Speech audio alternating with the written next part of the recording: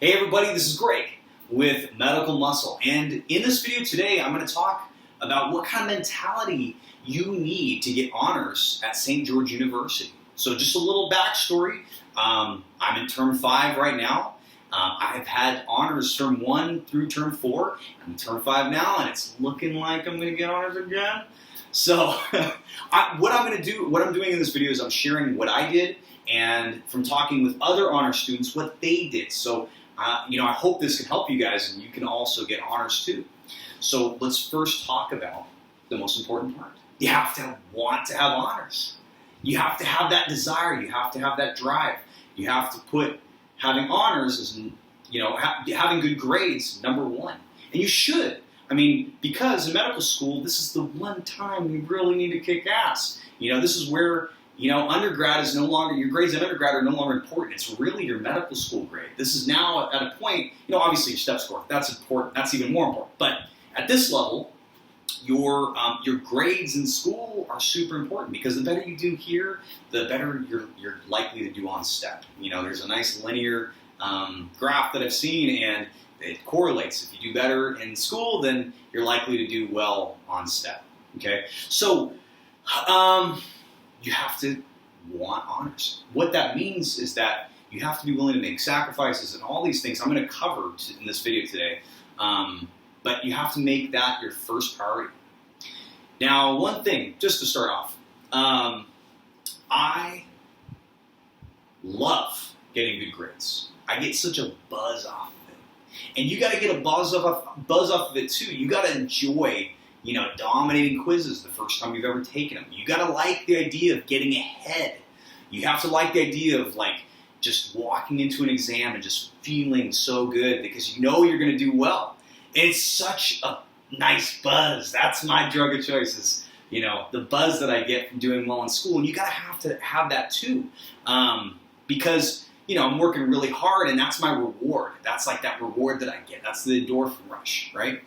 And if I don't study, I feel anxious.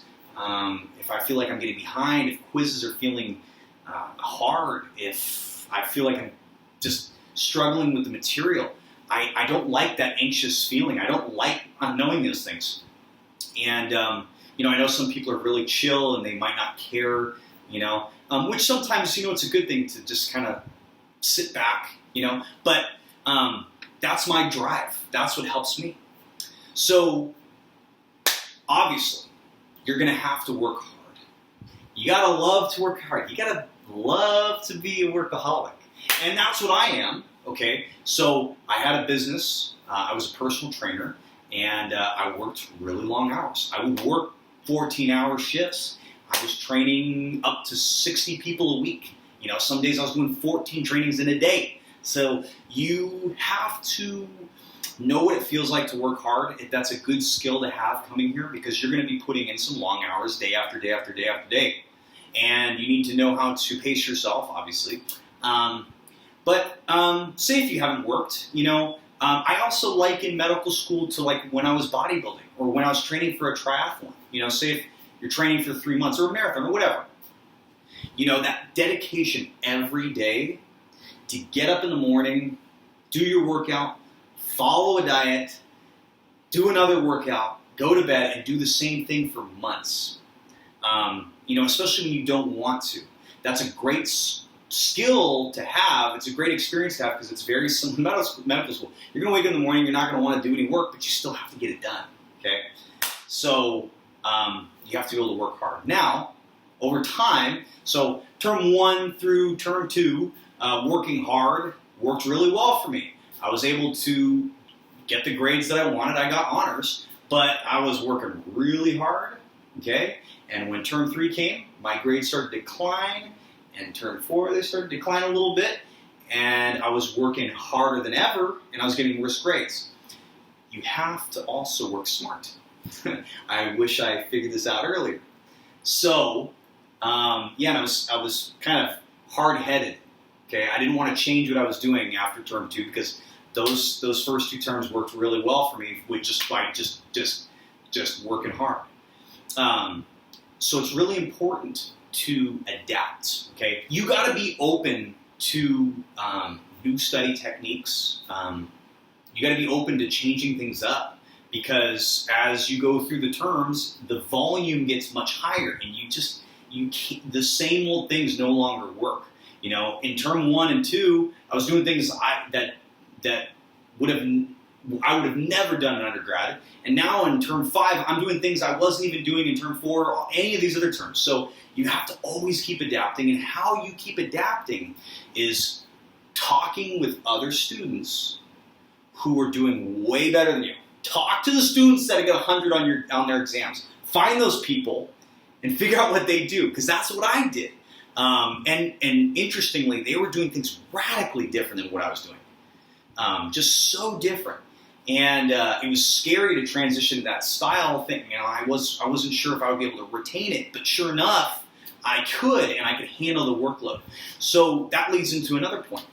You know, I really want you guys to surround yourself with people who are like-minded. So I'm just going to give you a little story. So I got to the island in term 4, and I was in IEA, which is the Honors Society. It's like, you know, different than just straight honors. It's like this group gets together and there's a dinner. And I was sitting at my table with the people that I studied with, and there's 7 of us all sitting there, or 8 of us, excuse me, 8 of us.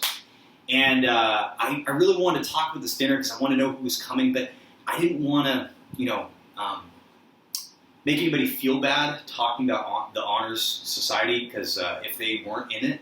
So I just didn't say anything. And I went to the party, and sure enough, 7 out of the 8 people that I sit with are IEA members. They're all excellent students.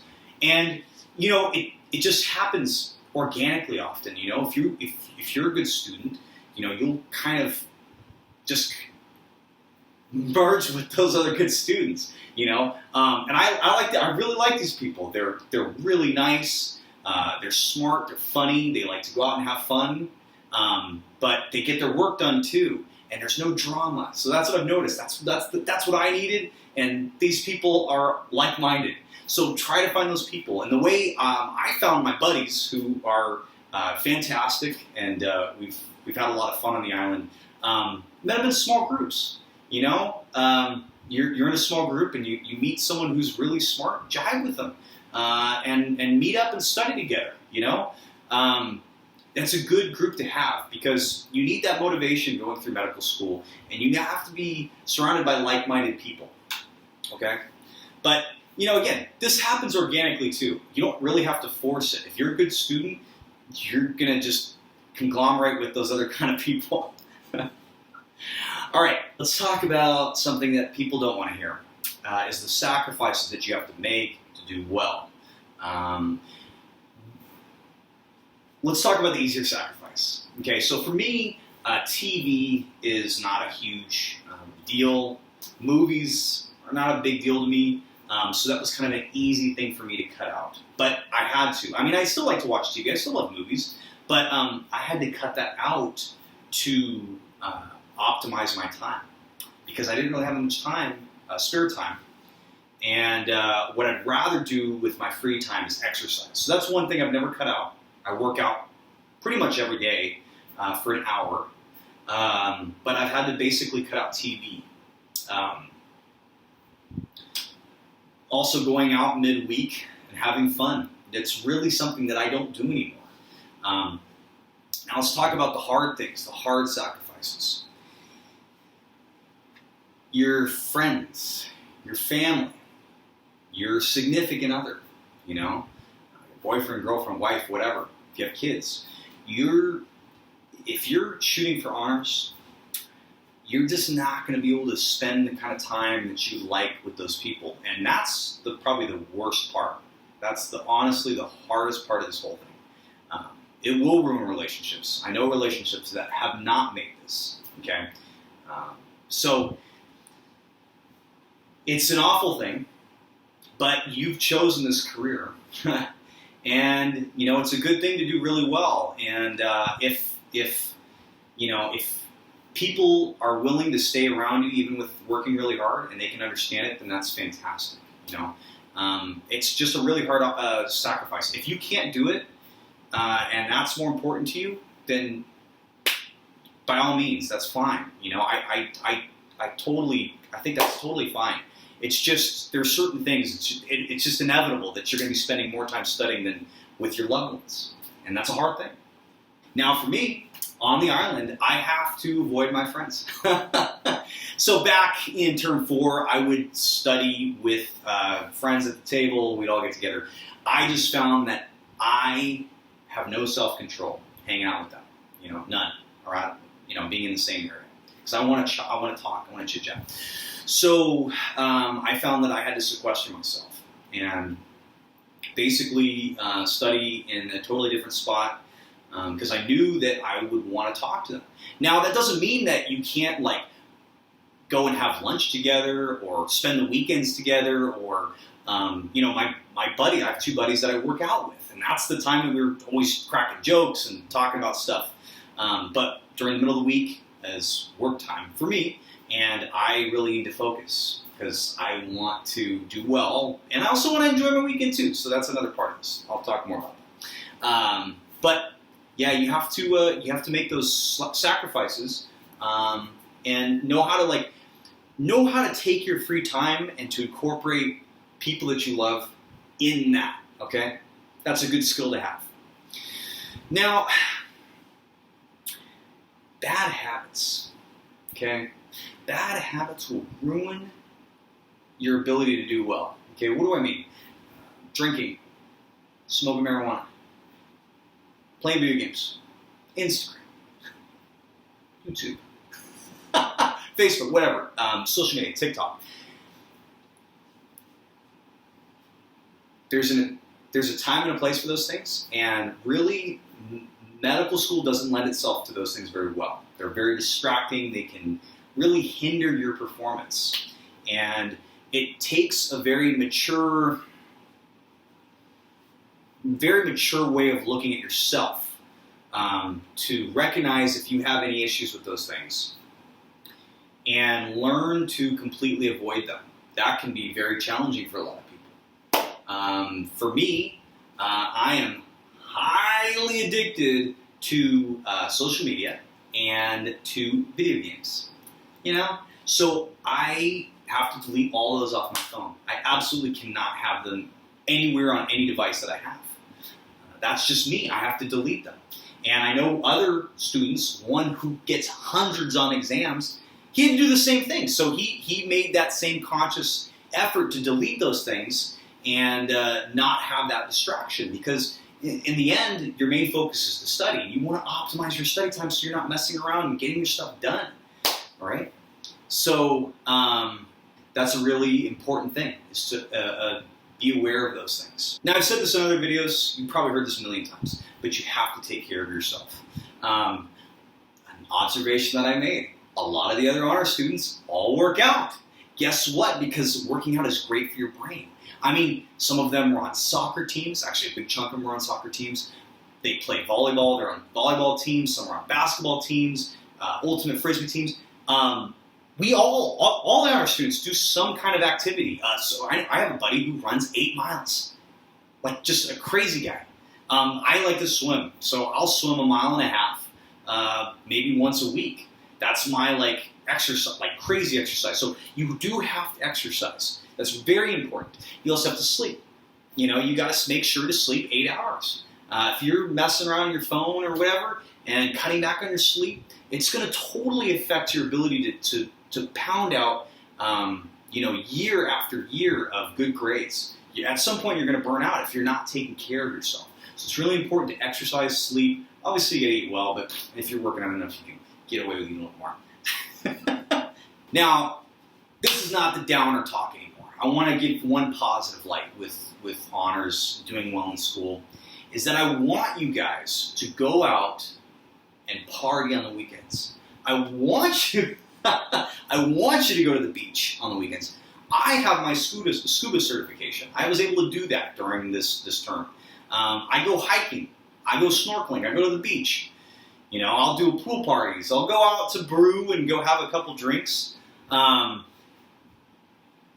I've found that if I use the weekend as my reward, I will study harder in the middle of the week. okay? So what I want you guys to do is study your ass off. In the middle of the week, study really hard so you can go and enjoy yourself on the weekend. So just a little backstory. From before term 1, I quit drinking alcohol completely. I thought, okay, that's just not good for my brain and I don't want any of that, right? I was online, so maybe it was easier because, you know, COVID was going on. I got to the island in term 4. I was still continuing not drinking, so I didn't drink for a full year. But I'm seeing everybody else having fun, and I was working really hard on the weekends, and just thinking that I'm not, and not even going out and having fun because, you know, whatever. I just wanted to study all the time. But that's a bad way of thinking, okay? Really bad way of thinking, because if you give the weekend to yourself to study and catch up, that's kind of like saying to yourself that you're just not going to work very hard in the middle of the week. It kind of gives you an out. That's what it was for me. And I noticed that with a lot of people is that they would rather mess around on their phones and have really unproductive weeks and then have to work all through the weekend and then be way behind as Monday rolls around again. So what I found is that you got to work really hard in the middle of the week. Really hard. You're not really going out. You're not really having fun. You're not seeing friends. But then when Friday comes and Saturday, that's when you have fun. So, you know, and you get to spend all that time with the friends that you didn't even get to see, and you get to spend it, you know, rather than sitting around a table and having fun, you know, chit-chatting and making jokes. You actually get to go do things. You get to go out and do fun things like scuba dive or boat trips or stuff like that. You know, that's the fun part, where it's not school-related. So, but you can't do that if you're not studying really hard in the middle of the week. So, use the weekend as your motivation to do very well. All right. Okay. I hope that you guys can utilize these tools. You know, obviously you're going to have to make sacrifices. Those suck. But if you make little rewards for yourself, like feeling good about doing an exam, doing well on an exam, doing well on quizzes, and being able to go out and have fun on the weekends, then, you know, I think you guys are going to do very well. And as long as you put in the work and you limit distractions and you identify your weak points where you might be struggling, some kind of, you know, those little things. If you can identify them and cut them out, you're going to do so well. Okay? So, I wish you guys the best of luck. Hope you kick ass on your exam.